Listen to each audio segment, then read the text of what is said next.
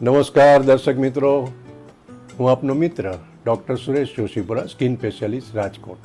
સામાન્ય રીતે રોજના 100 વાળ બહેનોને ખરે તો ગભરાવાની કોઈ જરૂર નથી, પણ 100થી ઉપર ખરે તો વાળની જે કન્ડિશન છે જેને ટીલોજમ ઇફ્લ્યુએમ કહેવામાં આવે છે, અને એના કારણોમાં ખાસ કરીને ડેફિશિયન્સી એટલે કે આયર્ન ડેફિશિયન્સી હોય, અને હિમોગ્લોબિન ઓછું રહેતું હોય, અથવા તો કેલ્શિયમ ડેફિશિયન્સી હોય, અને વિટામિન B12 ડેફિશિયન્સી હોય, અથવા તો પ્રોટીન ડેફિશિયન્સી હોય, ત્યારે એની અસર જોવા મળે છે. કોઈ પણ બીમારી હોય તો એની પણ અસર જોવા મળે છે. મેન્ટલ સ્ટ્રેસથી પણ વાળ ઉપર અસર જોવા મળે છે.